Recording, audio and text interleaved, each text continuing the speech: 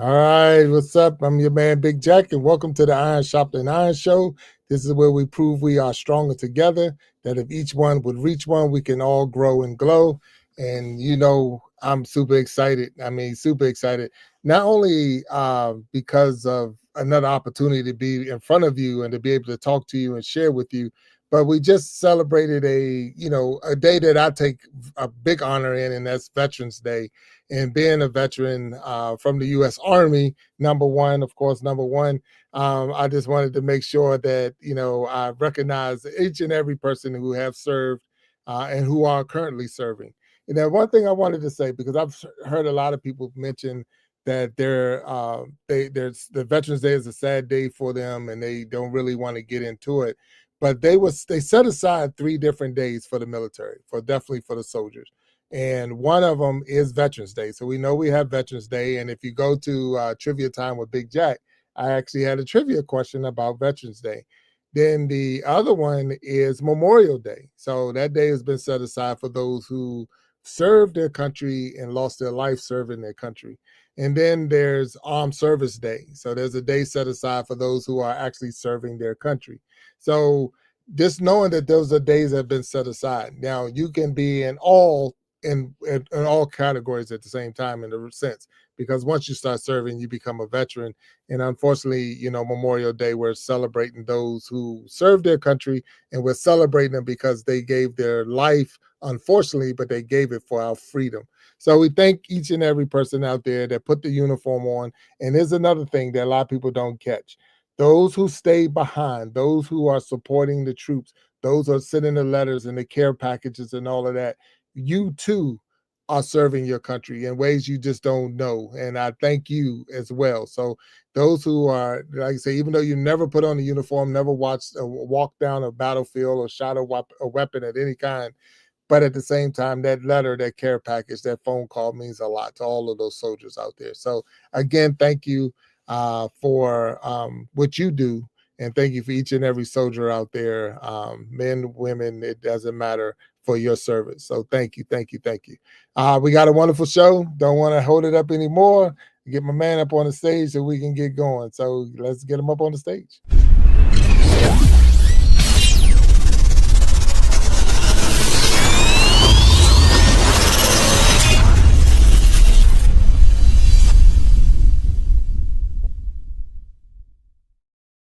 Oh, there he is. Walt Talks. What's up, bro? My man, what's happening, Big Jack? How you doing, sir? Hey, it's all good. It's all good, man. It's another beautiful day. I Yeah, would yeah, say that. yeah. I would say that. But you know what? Let me tell you what happened today. My my Uh-oh. my my my, my fur baby got kicked out of daycare. Oh boy. Come on, man. A lab? You have a lab. I got a lab, and they like, she's a little rough and a little like, come on, man. You can't look. It's You you. serious? It's you. It's the person, because she was being a little aggressive. They say so. They say she's not welcome back. So now I got to find a new place for my fur baby. So, but it's a lab. I'm like, How holy old cow. is she? She's three That's the years only old. type of dogs I've had is labs, man. I've Yeah. never had an aggressive. So she's 3. How old? You have 2 though, correct? Yeah, they're sisters. So we got a 3-year-old and a 1-year-old, and And the they're sisters. 3-year-old got So kicked out. the 3-year-old got kicked out. She is so mild, man. I mean, it's like hard to believe that they said that she. Mm. If you'd have said that 1-year-old, I'd have been like, all right, but Hey, Jack, man. That's the excuse I used to give my parents until they showed up in my class and looked through the door before before I realized they were watching me. You know what I yeah, mean? yeah, yeah, yeah, Yeah, I yeah, was mild mannered too, right up until I got caught being the class clown and the troublemaker. So yeah.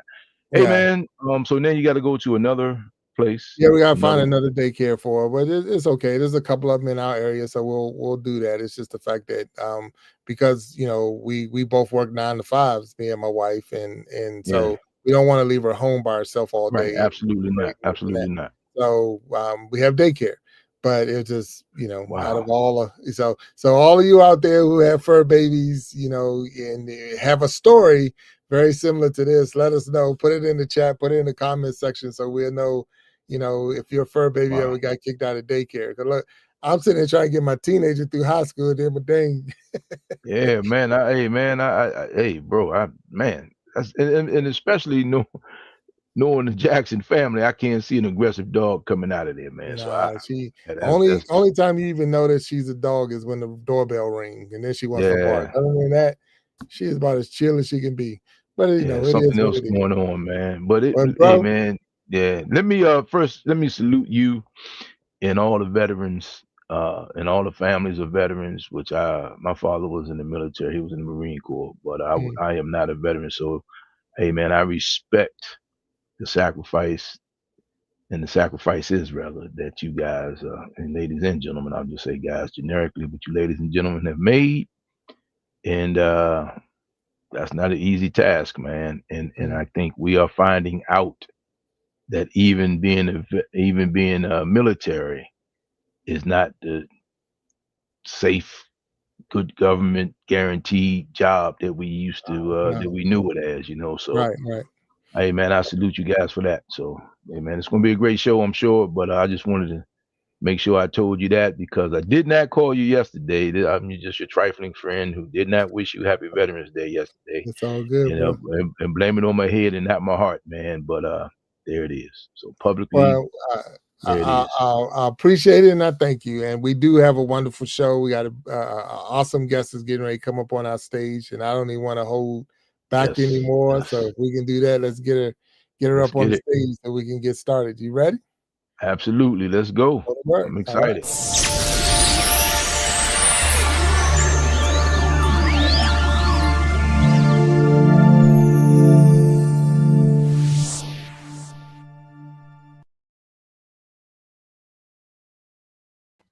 All right. All right. Melissa Hey, Black, how you doing? Hi. hey, Hey, Melissa. welcome to the Iron Sharpening Iron Show. I'm Big Jack StoryTime, and that's my man Walt Talks over there.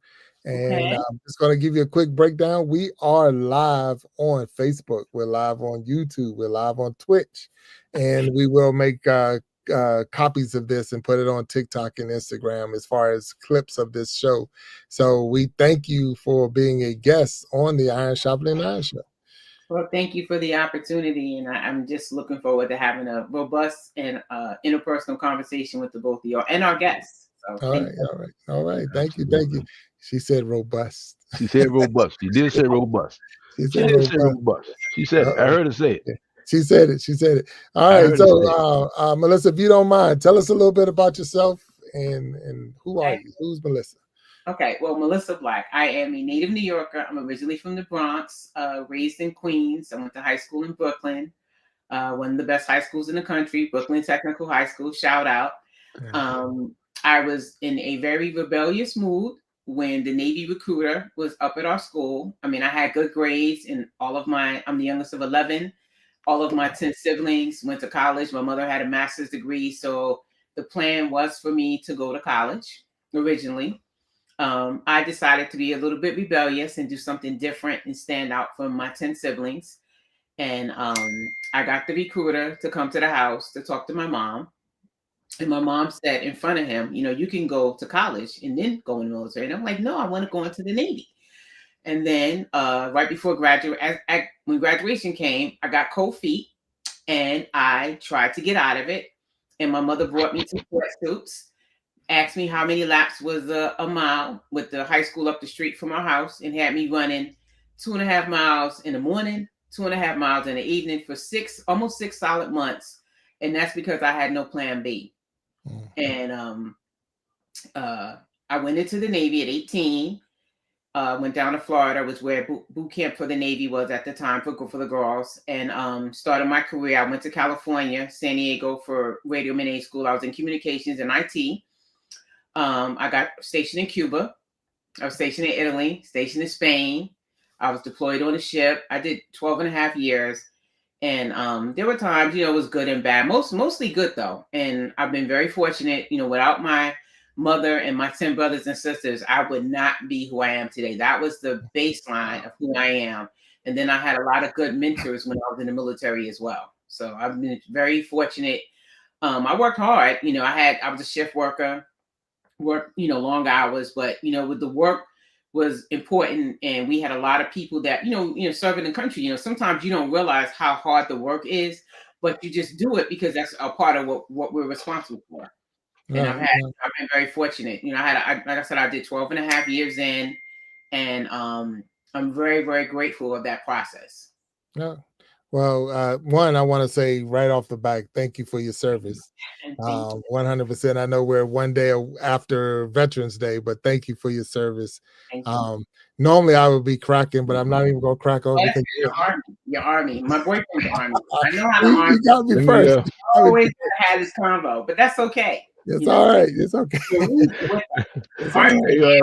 You know, y'all are cool, but y'all kind of have your own thing, but that's okay. It's all love. It's all love. It's all love, 100%. So, you know, we so close to the holiday, I don't even want to crack on, but you know, somebody got to do it. Somebody got to be in the Navy, and you know, That's yeah, right. it is what it is. Right. So yeah. So, but thank you again for it, and I'm amazed at the fact that you said you're the youngest of 11. You said 11. So you're Yep. Wow. My mom, I mean, she's just was amazing. And she had a master's degree in social work. She ran homeless shelters, battered women's shelters. So being a person of service started from her. You know, I have brothers and sisters who were teachers, educators, and did a lot of different things throughout their lives as well. So I had a lot of great examples, and I'm just so grateful that I come from the family that I do. Like when I was younger, I probably didn't appreciate it as much because I was the baby. Right. I was about to ask you, where did you fall in the rotation? You were the baby. Okay. Baby. Okay. Like if my mother told me something, there would be 10 other opinions as to why I should do it a certain way, what happened to this person, what happened to that one. So, you know, I had to obviously adjust, but like I said, my family, like they're basically my mother and my 10 brothers, they are the reason why I am who I am. Definitely. And you saying you're the only one that went into the military? Everybody else went a different route? Everybody else went straight to college. I mean, because that's how our family, you know, my mom, she had her master's by the time I was 10 years old. So we didn't have any excuses as to why we couldn't go to school. Like some people, like, I'm the first in my family, not us. Everybody was encouraged to go, you know, into whether it was one college or two in some cases, but for the most part, everybody was encouraged to go to school into their respective areas of expertise or what they wanted to do. So that's why when my mom asked me in front of the recruiter that I should go in, and I was like, no, I want to go in the Navy. And then when I changed up, she's like, you had a plan B. I gave you a plan B, but you didn't do it. So now you're going in. Because she wasn't interested in it at first, but me and the recruiter kind of talked around it, and she was like, okay. So when I tried to back out of it, she was like, nope, you're gonna be running every day. Like I said, I was at school up the street from my house called Andrew Jackson. I ran that track, like I said, 10 laps in the morning and 10 in the evening. And I would come home and I would just laugh every time I would pass by that school because I just remember me running with these brightly colored, ugly sweatsuits. So, but that's okay though. I didn't know that the Navy ran. I didn't. Wow. Okay. Oh boy. All right. Okay. All right. There we go. No, but you know, you wasn't in yet. You didn't know. You didn't know. How about that? Oh my God. No, for real. Wow. For those who don't know and those who are listening, when you are getting ready to go in, you got to make sure that you need to start working on doing push-ups, start doing sit-ups, start doing pull-ups, start getting that 2-mile run in and all of that. Because even though they'll train you when you get there, it's a whole lot easier if you already have that part of it done. Because it's like if you ever was in college and you went through a pledge to be in a fraternity, that's what basic training is like. It's like getting through. But if you can't get a push-up, if you can't get a sit-up or can't run, they're gonna get you there.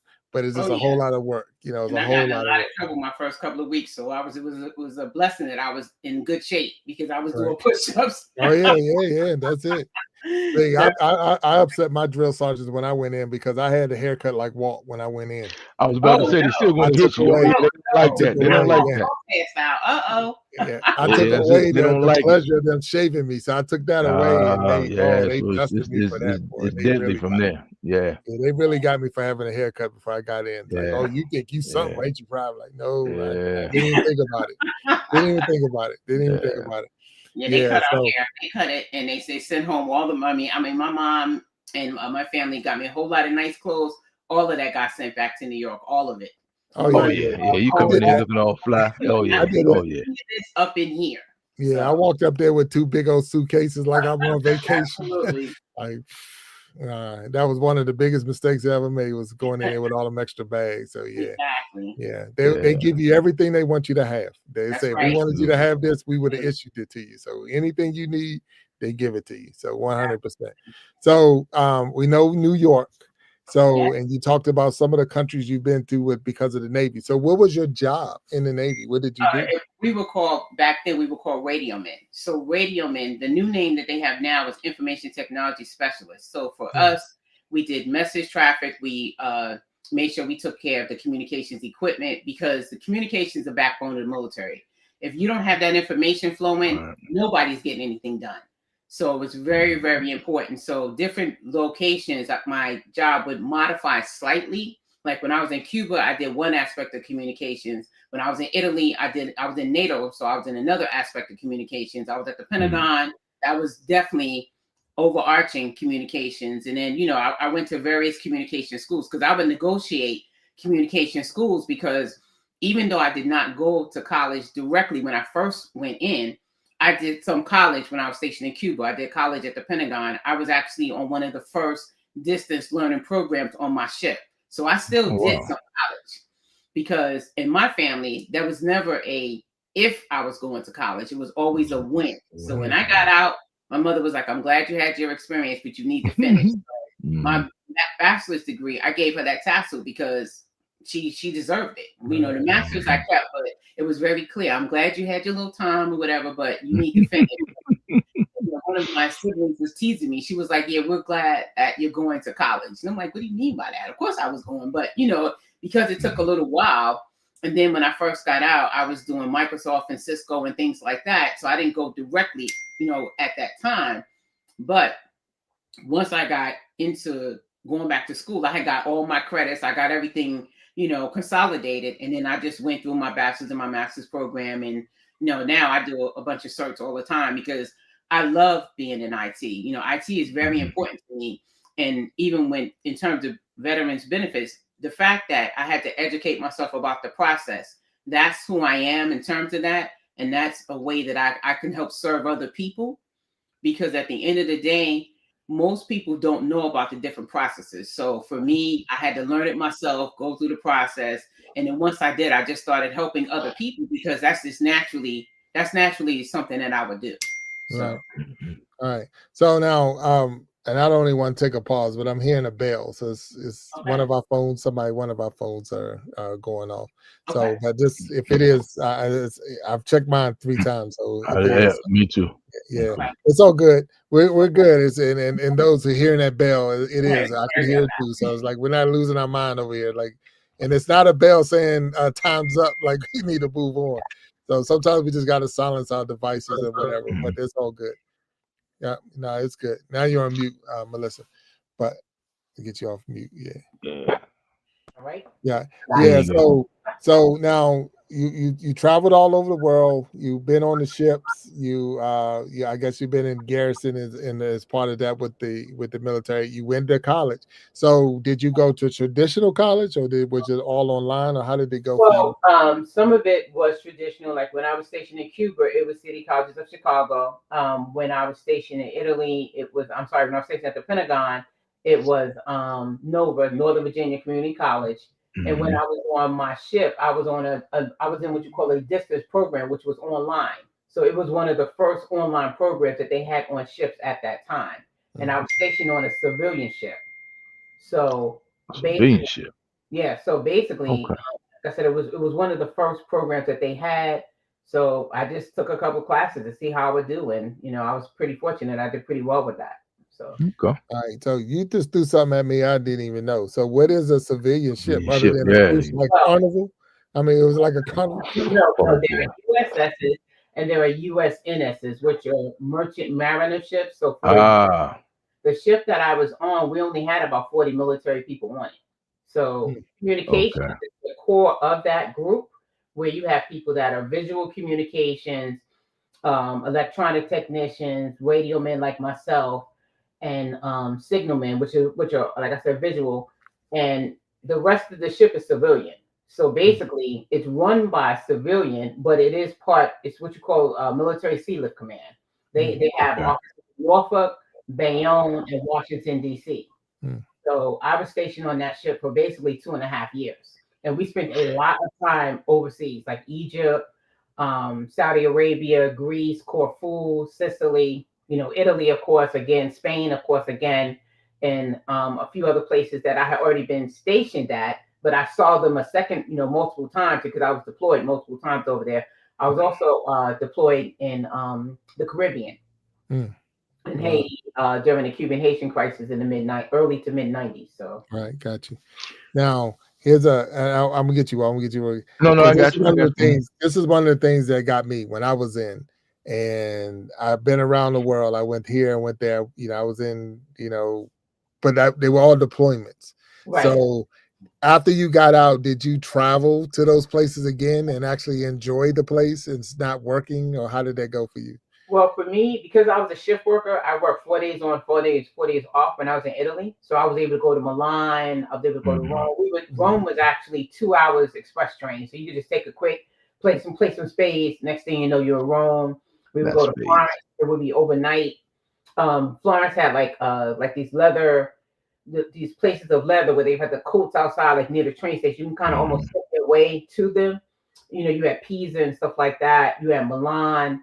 And there's another part of Italy called Brindisi, which is on the eastern side of the country. We went there, which also led you to go to Greece in terms of ferries and stuff like that. In Spain, I was on 248, 272, which meant I worked 2 12-hour shifts. I was off 48 hours, and then I worked 2 night shifts, and I was off 72. And I was in Spain. One of the best years to be there which was in '92 when they had the World's Fair and the Olympics. So I'm just so glad that I had that experience there. Like I said back then, I mean, the internet wasn't in it. It was ARPANET and DARPANET. So there's not a whole lot of evidence, but we did enjoy ourselves and have a good time while we were there as well. So, and because I was a shift worker in almost every duty station, I always had time off. So therefore, I was able to travel, get on a train or go to France and stuff like that. When we were in Cuba, we went to Jamaica. We also did some other things while we were down there as well in the Caribbean. So I was pretty fortunate in terms of my schedule. And sometimes being a shift worker was a good thing. Sometimes it was a bad thing because sometimes you're up and your body, your circadian chart is a little bit off. But I still got to see a lot of the countries that I was stationed in while I was there. And it's like I'm 19, 20, 21, a young person. So I was I mean, I visited some countries after I got out, but I had a lot of visitors when I was there. So no, that's awesome. I mean, it really is. I know. I mean, being Army, when we went somewhere, we never came out of tactical gear. It was about work. Yeah, that's what y'all do, dirt. We had to make it safe for all you vacationing Navy people. We have some of the best ports and some of the best training, along with the Air Force. That's true. But we definitely have some of the best duty stations. Look, you making it sound good. So all of you out there listening, thinking about going into the military, look all these trips she got to go when she was in the Navy. So that's 100%. All of them are just as valuable as the next one. Each one needs the other one. Even the Marines. So I mean, as far as I'm concerned, I love the Marines. I mean, we the Navy, we partnered with the Marines. So as a matter of fact, I work for a Marine. So I'm happy with it. Oh yeah, no, 100%. Yeah. So we gave them the hardest time, but it was all love, because we knew if we needed something, we all helped each other. 100%. 100%. So Army. Other than that. So now your military life, you're educated, and you went into the workforce. So did what you learned in the military help you, or was it something that you took in college that directed you? So how did that work for you? Actually, it's basically the same thing. Like my degrees are basically similar to what my job was. So I just expanded on it when I got out and just got further into it. I did, I was a network engineer, a systems engineer. Then I was managing, at some points in my career as well. And then I went into project management because what would happen is we would get these projects where I worked at in one of my jobs, and the projects weren't right. So I decided I wanted to go to the front of that process to understand how do you do a project from the beginning to the end. And of course, I got more technical because that's my background too. So it was a mixture of both of those, and that's kind of some of what I do right now. I'm in a technical project management role. So to me, it's like when it comes to people don't realize this, but project management, most of you do project management all the time. You just don't realize that that's what it is, All and right. there's always a process. So the processes are different in different jobs or whatever. But for me, I really enjoy what I do. So I've been in communications basically my entire career. Mm, okay. No, Absolutely. that's pretty cool. I remember again my military days, and what was it called? The OE 254, Hmm. the big antenna. So that was one of our first things. As soon as we got to a spot, we had to put that 254 up and get communication. So we needed to know what was going on. So so I remember putting that tower, or it was a long antenna, so you had to make sure you had communications going, and because it was definitely needed. Like I say, you didn't want to be in the middle of a desert and whatever and couldn't reach out and talk to somebody and know everybody know where you was at and what was going on. So I do remember that. So that's pretty cool. So now you're out of the military, Right. and I know that you're working towards helping others Right. that's maybe out and maybe have some form of disabilities, or it don't even have to be disability. It could be, knowing your benefits, buying a house, getting, education, all of those different things. So what do you do, and what made you or motivated you to start doing that? Okay. Well, what got me motivated to do that was I knew that I had some health challenges myself.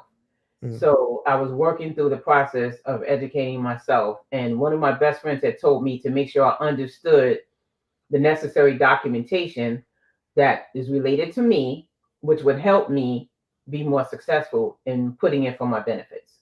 Because what happens with a lot of people when you're in the military, sometimes you're discouraged not to go to the doctor.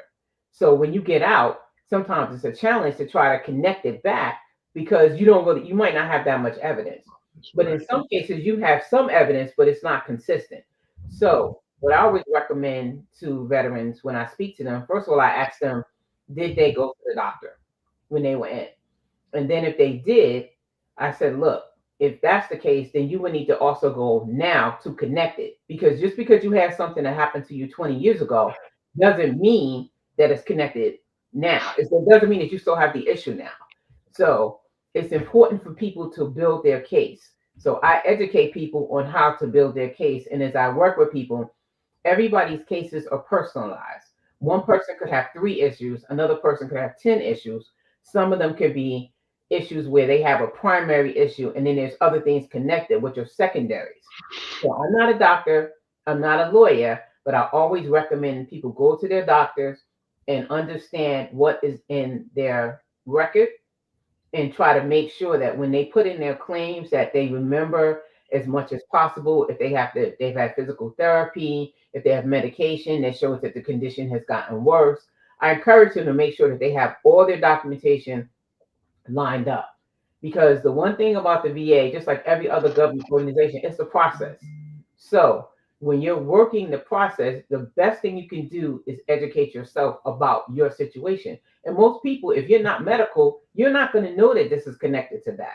So mm, that's why I would recommend that people talk to their doctors and go through their record, get copies of your record. Like in my case, I went through my congressman at the time to get my record, to get it in an expedited manner so that I can truly go through it and make sure everything that I'm claiming is stuff that I can prove. Because there's always primaries that people have, and then sometimes there's secondaries that you don't realize. Like, for example, a person can have a knee injury, but they could be overcompensating with their back and their Right. opposite knee. So that meant that one claim or 2 claims could turn into 4, depending on where you have other issues. It could be your spine, it could be it could be a lot of different things. However, you want to make sure that you build your case. So I work with people and I try to help them build their case and make sure that they speak to their doctors, go through their record, and describe their skill. I mean, describe what's going on with them, because sometimes, like I said, sometimes everything doesn't gel at first, But when you help people build their case, you start talking to them, they'll realize how things are connected. If it's PTSD or other mental health issues, then it doesn't mean you can't work. It just means that you have some issues that you need to deal with. So that's why I try to recommend to people, be honest with yourself. You don't have to tell me all your details, but what you do need to do when you do your claims, make sure that you're paying attention to everything that's going on with your body and how you feel. So, and like I said, for me, I knew what I went through. I knew how I had to fight, and really, and when I say fight, I mean defend in my case. Like sometimes I got denials and I would read what they said in the decision letter, and I'm like, that doesn't make any sense. I know I gave that evidence. So I would think about what the next steps, the next process are, or if it was something that I needed to add more information, then I would add more information to it. And like I said, these processes, they can take a few months per time, but it's worth it in terms of making sure that you're fully documenting everything that's going on with you. Right. Okay. So now you saying that I'm talking as a veteran now, and I'm talking. Do I need to go through VA to get my information, or is it? I know you say see my doctor, well, but I don't. It depends. If you have your medical records, like I've had friends of mine who had medical records with them, and if you don't have your medical record, you can, depending on when you got out, there's different channels that people have for their records. But the way that I did mine was because I got out a long time ago. I went through my congressman, and my congressman at the time, he worked with the VA, and they got my benefits to me within 2 months. Mm-hmm. So sometimes you might have to go that route, depending on when you got out. I mean, there's people who have their records were burned up in a fire. So that is a challenge because during that time frame, one of the headquarters, I believe it was in Missouri, they had a fire. So in a way, that's a good thing and a bad thing because if the records, if it's not available, they can't deny it. However, it's better that if you have information yourself, you need to make sure you do what you can to provide what you do have. Right. Wow.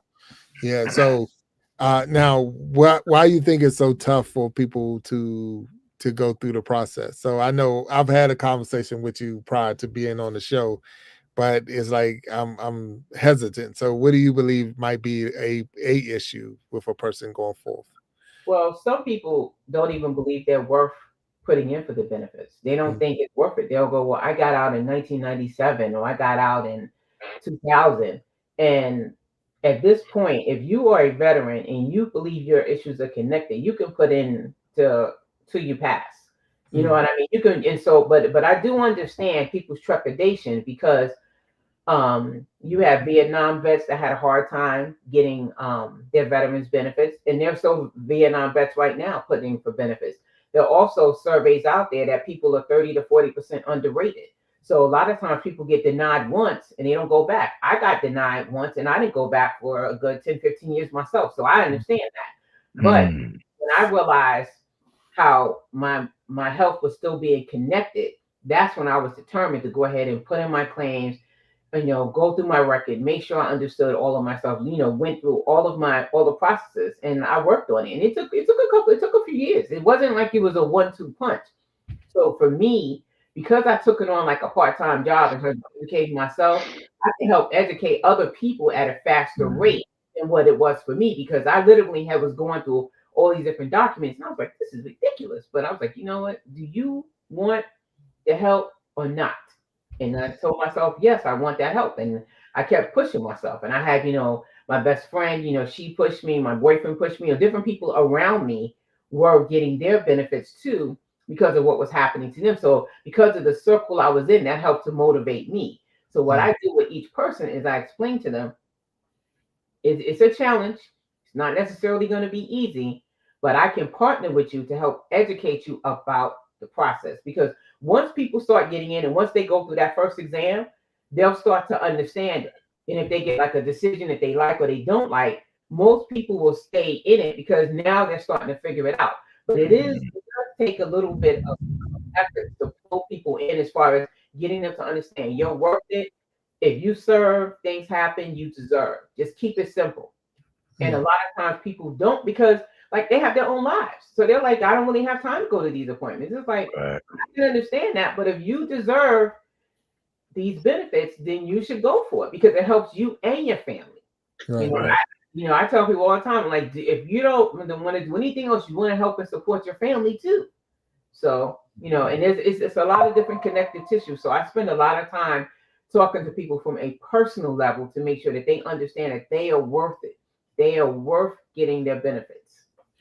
Now I hear that if you get too much, you can't work a regular job. So is it, or is that a myth and I'm missing something? No, there are 4 types of 100%. 100% one you're talking about is called TDIU, which is individual unemployability. That particular 100% has income limits. So that's the one that you're talking about. But there's another one that's called permanent and total. Permanent and total means the conditions are not going to improve, but that doesn't stop you from getting a job. And there's no income limits on that. There's also a temporary 100%. If you have an issue that you have a surgery at the VA, for example, like I had a surgery at the VA for one of my service-connected issues that we returned. I was 100% for 3 months as I recouped. So that is also a temporary one, but normally that one is, I would say, 4 to 6 months, depending on what happened to you, and what your surgery is. And then there is a fourth 100. There's a fourth surgery. I mean, actually, it's not fourth surgery. Excuse me. A fourth 100% as well. So basically, the TDIU one is the one that you're talking about. And the thing about the TDIU one, there's specific criteria in that one that person, if they're recovering from a stroke, if they had a limb or something that is making it difficult for them to work, that one, the criteria is different in that particular 100% than the other ones. Got you. Okay. No, that I appreciate that. I mean, I definitely there was like you say, it was definitely discouraged to go to sick call. He didn't want to go. I had a situation while I was in the military that forced me to go to sick call like every day. Right. So I received some burns while I was in. So so every day I had to go to sick call. So every day I went in, and every day they check. The first thing they check is your blood pressure, temperature, and blood pressure. Right. So my record is full of blood pressure checks. So they like, well, you're going to get at least 0% for hypertension because we've always checked your blood pressure. So, and I was okay with zeros because they were like, well, as long as you got a 0, the VA would treat you. So, and I could be wrong, and that's what I'm saying. So, no, that's true. And also, if you get worse, and then if you have 0%, that's not the worst thing in the world, because what happens is that if it gets worse, if the situation gets worse, then you can go back in and say, this is where my condition is now. Like if my blood pressure was X and now it's Y, and it's consistently that, and I have medication, you have more of a case to put in for an increase. Because a 0% is not a denial. Right. So that's why I tell people, obviously, if you put in claims and you have the evidence and you've done your exams, you want a percentage. However, sometimes if the condition is not, if it's a knee issue and it's not flaring up that day, the examiner might not see it the same way you do. Right. So sometimes that's possible and you're at 0%. But in 6 months or a year, it could have gotten worse. Now you have physical therapy. Now you have a different case, a stronger case to stand on to go ahead and put in for an increase. Yeah, I think one of the biggest fears for a lot of people is the fact that I might lose the little bit that I get. So, and that's where I'm like, go ahead. Say it again. In most cases, that's not true. Unless you're doing something fraudulent, most of the time that's not true. Right. Got you. No, I appreciate it. Well, it looked like you're bugging, not bugging, but no, I wrote them down, man, because she's just, it's like so many things that you hear over the years. People share their experiences with you. So if I can, I just got a couple for you right here. So let's go with what you just said, Jack. It's always discouraging that you get discouraged to go to sick call. I'm not a veteran, but in the public safety realm, same thing. You got to get your physicals. You have to get a baseline, right? Especially a lot of people kind of, I don't know about the military, but they kind of waive their exit physical. I mean, you got to take that. You need it in writing what conditions you have. Am I right? Is that the same with the military? When you're about to get out, they will do that, and if there's any issues, they're going to basically have you sign for that. Mhm. So Okay.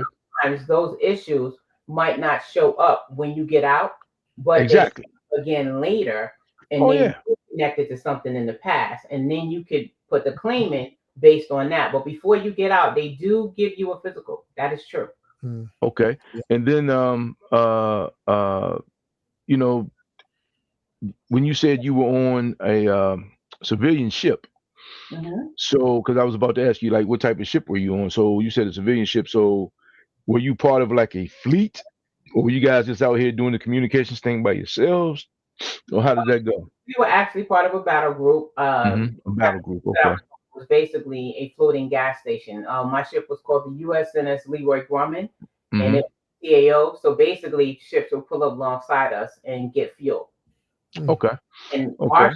we would either go to some ports and get fuel, or a super tanker will come and give us fuel, so that we can get fuel. Right. The rest of the fleet. Area that we were in, the area of responsibility that we were in. Yes. Wow. And then salute your parents, youngest of 11. So what is the age difference between you and the oldest, without giving your age? 18 years between me and Mo. 18 years. So they had built-in babysitters. So so you got disciplined. Not only got advice, but you got disciplined by the whole crew too, huh? If it was necessary, yeah, because I was a little mouthy little kid. So no, say it ain't so. Say it ain't so. Yeah, I definitely I wasn't too bad, but I had my moments. I definitely had my opinions and felt that I should say my opinion. And what about boys to girls? What was the ratio? There was five boys and 6 girls. So in other words, for me, I have 5 brothers and 5 sisters. Right. Okay. So you were the tiebreaker. Basically. Yeah. Okay. Yeah. Cool. Yep, that was me. And last but not least, I think you mentioned the places you went. So, all of my Navy friends, they always brag about going over the equator and this thing that happens when you cross the equator. Did you experience that? How does that go? Mostly East Coast. I was mostly East. Okay. Yep. Yeah. And then how do you keep that uniform so clean? I mean, I can't walk out the house with a white shirt on. Hey, that was part of our job. When it was dress whites, we had to keep that clean. I was at the Pentagon, and I remember we had a commander at the time. He actually looked like Captain Picard from Star Trek. He had like 3 different uniforms in his office, and when we had inspection, he would be on us like, oh my God. So we didn't have a choice but to stay on point with our uniforms, especially because half the season is dress whites, the other half is dress blues, which is a black uniform. Right. So obviously, your blacks you could get more wear and tear out of that. But with whites, we had to spend a lot of money to keep those whites and to get new uniforms on a regular basis. Absolutely. Now, do you recommend the military, the Navy, particularly for someone coming out of school trying to figure it out, get the education? Just like I don't know what I want to do, but but the military is still a great option. Or I mean, your experiences. Do you recommend that? Are you part of the you go talk to ROTC programs or? Yeah, I would recommend if they're in a position where they can do ROTC and go in as an officer. That's one option. Okay. If they do their ASVAB and they're not sure where they want to go, the Navy, I think, in my opinion, we have some of the best schools in the best locations. The Air Force has good schools as well. So it really just depends on what you want to do. Like in this day and age, cyber, AI, those things, that could be a way of getting some of that education through the military. So I tell, because I've been mentoring. I was on the Maryland Business Roundtable for over a decade, and I always tell the kids, find what you love. If you find what you love, the money will come. And try to find it early, because a lot of people go to college and don't even use their degree. Don't even use the degree, right? So a lot of debt. And I'm not saying that people shouldn't go to college, because all of my college. But what I'm saying is give yourself options. So you can also go to a trade school. There's options with that. In 2 years, you get yourself a trade, and you could start working at that point. And that way you don't have as much school debt, or if you switch it over to a college later, your debt might be less depending on what school you went to. But I definitely feel education is definitely very critical no matter what path you go. I definitely believe that. Yeah. So are you I mean, I live not far from old Walter Reed. Before they took it all up to Bethesda, Right. and there was a lot going on about veterans weren't being taken care of. Is that getting better? The facilities getting better? Are they taking better care of veterans? How is that shaping up? As far as Just I in know, general. it's Just in getting better. general.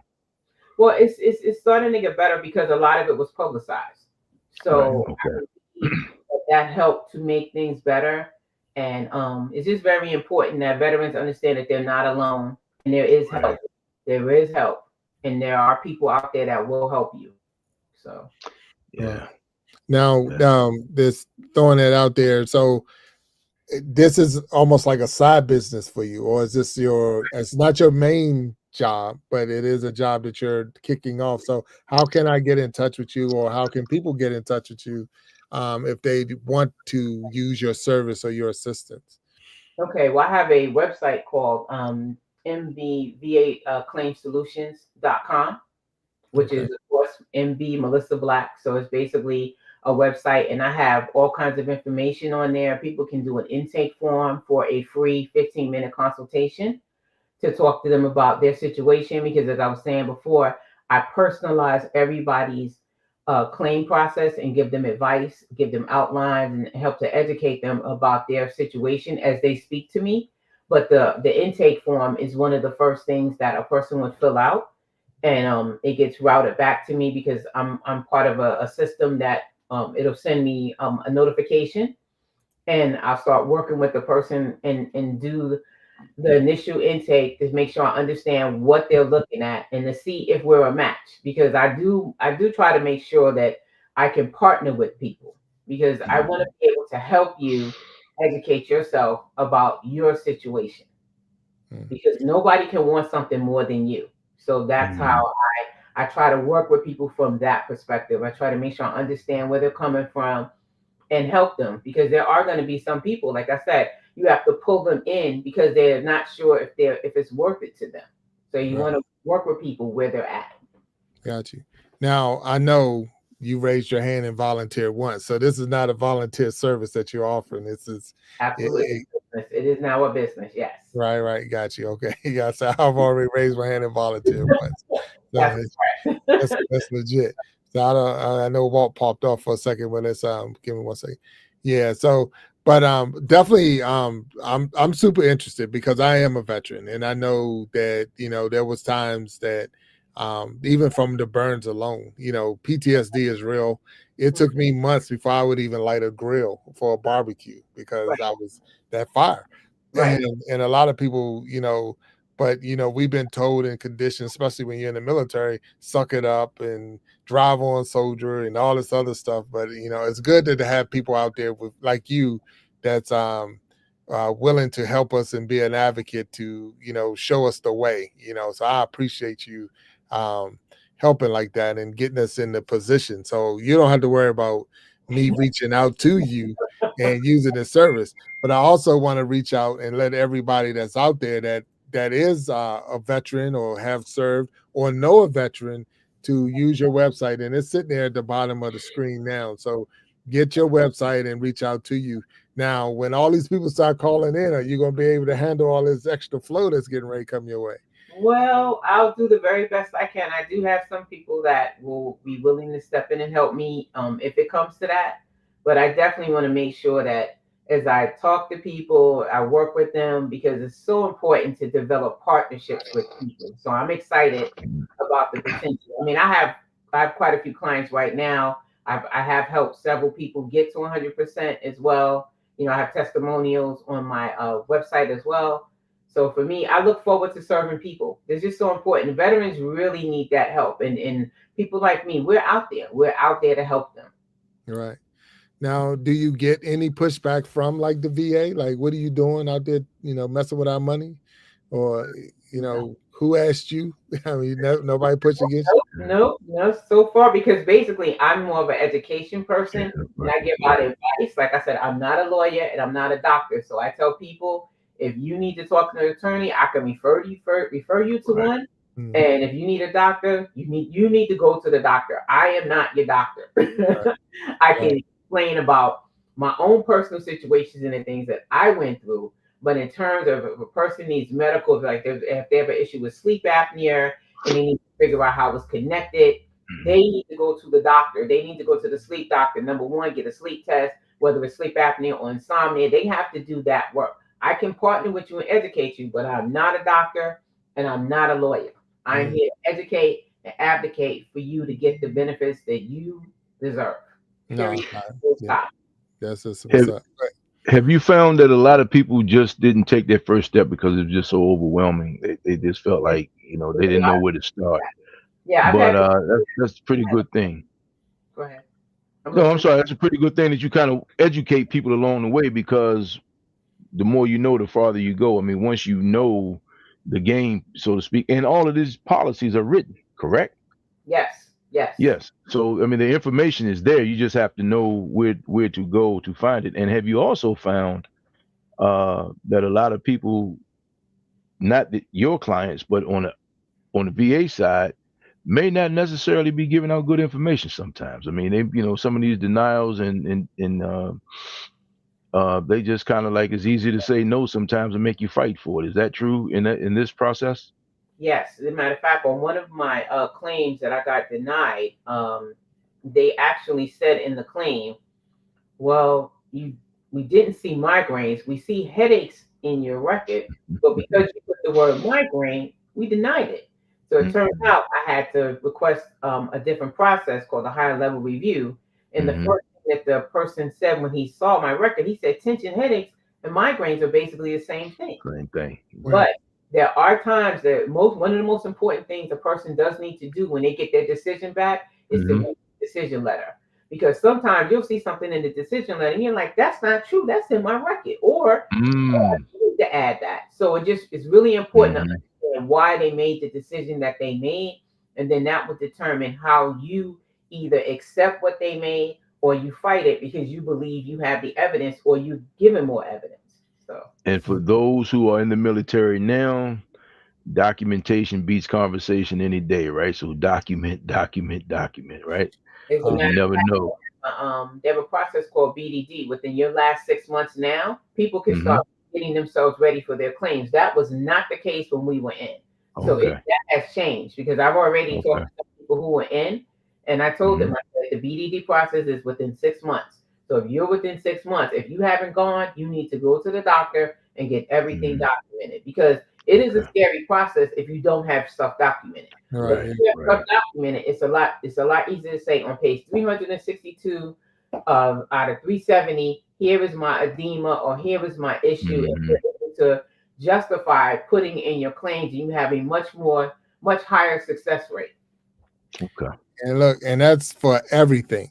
Everything. Your hearing, you've lost. I can promise you lost some hearing. Your hypertension is definitely, I can't sleep, shift work, working shifts, you're all over the place. Your body is so messed up when you trying to get out. Because like I was, of course I was Army, the only real one that we talk about on here. Here we go. No, I'm sorry. But the thing was they saying we only needed 4 hours of sleep. You only need 4. It's like you need 4 hours of sleep a day, and that's all you need. Right. Like what? People say that's not even normal because and everything now says you need to have at least 8 hours of sleep just to have a good, healthy lifestyle. But no, not when you're in 4 hours. Absolutely. I know Aqua Funk is down there in the chat. And he made a comment. He can't even eat out of a Ziploc bag anymore because it reminds him of a spaghetti MRE. So that got to be a problem. You have people that have different triggers. I mean, people have different triggers. So, and that's the thing. It's important to try to work with each person to understand what's going on with them. So. Right. No, and a big thing is, like you said, you got to educate yourself. And I do see, a guest down there saying that people have to read. You have to read, and they do. They make it tough for you to read. It's a contract. You're reading all this, the fine print and this and that. And no one wants to be denied. No one wants to be turned away. It's like I wasted my time. I sat up in this place. All that's going on around me. Everybody in here is sick, ran down, broke up, this and that. And then they tell me no. So it's like, I'm not coming back, but it's like, sometimes it's like if it's worth it, like you said, if you serve, you deserve. I like that. That's gonna be like that's a T-shirt. I mean, but then you probably already got it on your website. I gotta go check your website out. So, Actually, on my website, I have black has got your back. This is that's okay. Black has got your back. So, right. man, I have 5 friends. Well, 2 are deceased and 1 is going through kidney cancer, and he already had a kidney removed. They were all down in Camp Lejeune with their water piece. And like you said, when you think about it and you go back and you start thinking about these things, it's like, oh wow, and a couple of them were like, nah, man, it's not even gonna be worth it. But then when the other 2 passed, they were like, oh man, we got to jump on this. We gotta just basically get involved. So Absolutely. hey man, I salute you. Glad Miss Black has your back, and Miss Black, hey, got your back. yeah, Miss Black got your back for sure. like So that. I hate that. I felt like I had the referee. I should have had my striped shirt on with you No, and no, Jack no, going Walt. back and I'll forth. tell you, wait a minute. Until you just It's all love. It's all no, love. look, Walt, Mhm. I'm sorry. Until you just said that went right over the top of my head. I didn't even catch Melissa Black. I'm like, Black? You're like, oh yeah. I'm working with Miss Black. I'm working with him. So Hey, but look, I want to take a second. I Mhm. would definitely thanking you, Melissa, for being on the show with us. But I Thank you. want to recognize we have our newest member of the Iron Sharpening Iron universe, or the Big Jack Storytime channel. Now that we are monetized, the source is out there in the chat, and I just want to recognize him for being a member and Source. going through the process. So thank you, Source, for being the newest member of the Iron Sharpening Iron universe.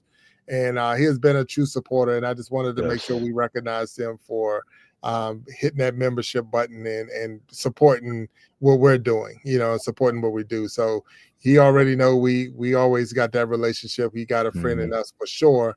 And whatever we can do for him, we're there, and vice versa. Hopefully he'll be here for us. But it's hard to believe we're 1 hour into this show. And I truly, you have knocked it out the park and helped me, because it's the Iron Sharpening Iron Show, and I feel so much stronger and more motivated to get myself out there and put my stuff, I don't say out in the street, but it's just the fact that, for a lot of people, and it's a pride thing. You've served with honor, you worked hard to do it, and it's almost like I'm going back and I'm like scheming or trying to get around or whatever. But you said it, you served, you deserved. I mean, and it ain't that you're not hurt. I don't care. I mean, just the thing about it is people don't have to lie. All you have to do is explain your worst day with your situation, because there's going to be days where, like, if you have headaches, sometimes you literally have to sit in the dark, and you have to be honest about that. And when you go and have your exam, you are vulnerable. You tell them what is going on with you. Now, sometimes it's a hit or miss, but it's definitely a miss if you don't do it at all. Oh, 100%. You might as well. And like I said, that's part of what I do with people, because I have people that are resistant sometimes. And I said, look, if you legitimately had things happen to you, if they either fix it or they help you, and the help is available, but you have to ask, and then you just work the process, and that's where the education and the advocacy for my part comes in. Right. No. You continually serving. So, even though your mission is over and you're no longer wearing the uniform that I don't know if you're wearing a uniform, but you're not wearing the uniform they issued you. Right. You're still out there serving. And that right there that's the type of person that's, it's ingrained. So I was going to ask you this about your siblings, because they have to look at you different, even though you're the baby girl. But it's like the baby girl is a veteran and college educated and out there serving. So do you go back in the house sometimes and you're sitting at the top and they all looking at you, or how does that work? I'm the youngest. No. It's still the same. Because all of my siblings are educated, so that part they all have that. I'm a veteran, so that's different. But right. But my family is pretty amazing. I mean, I miss my mom. She's been passed now for 3.5 years, and I mean, she's amazing. And my sisters and brothers, like I said, if it wasn't for my mother and my 10 brothers and sisters, I wouldn't be where I'm at today. So I thank God for being a part of our family, definitely. without a doubt. So you touched on this, but you didn't elaborate. So tell me about these spade games in the black household. I know they were ridiculous. I know they were a lot of fun. You talked about playing spades, so you were ready for service. When you got to the military, you were probably one of the better spades players there. I would imagine. Also, my high school, and I learned backgammon as well. And then, especially Okay. in high school, in my high school in Brooklyn Tech. Oh yeah, that was a religious thing. Shout out to Brooklyn Tech. But we definitely played them games and was on it. It's like, oh, this Boston right here, you got to get up. Damn, get up. She know Boston. She know Boston. She got the right. I'm a New Yorker, so I don't like Boston anyway. So that's why get up. I'm gonna change the name just because I don't even want to say Boston. I don't even want to say it. Either way, you get up. But you know what it is. But you know what it is. Yeah. You know what you're about to get. Oh, you know what you finna do. That's right. Oh man, that's fun. Melissa, this is has been a treat, and we definitely thank you. So look, I'm gonna tell you this right now. We have a whole lot of spinoff shows that you're going to be invited to come back on because I know you got some other things to throw our way. You know, we got the ladies' diary, we got the coach's corner. Okay. We got the battle of the sexes. So we got all kinds of different spinoffs that your wisdom, expertise, and your heart will be definitely welcome to be on. And we're definitely going to be sharing your link to your website and push it as much as we can so people, especially veterans, will know that there's someone out there that's going to help them, you know, at least point them in the right direction to get the help they need so that they can get what they deserve because they serve. So I'm in love with that right now. I just like that. So yeah, so 100%. So for you out there that's listening, we thank you for tuning in today and hanging out with us on the Iron Sharpening Iron Show. And if you didn't hear it, now you're going to hear it again.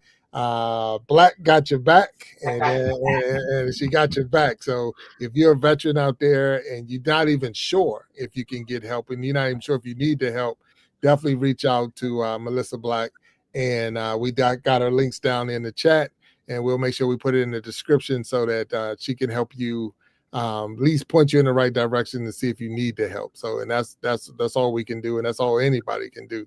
So I see Rodney Black in the chat. So I want to see it. That's my brother. Oh yeah, your brother. All right. So what's up, brother? What's up, brother Black out there? So he said excellent interview. So yeah, 100%. Very fortunate. Very fortunate, very supportive. Oh yeah, that's what's up then. So what's up, brother Rodney Black? Thank you. He said excellent interview. So we thank you. Right. So Melissa, we're gonna ask you to please hang back when we close this show out. We'd like to talk to you a little bit more after the show. And for everyone out there, we thank you again for hanging with us.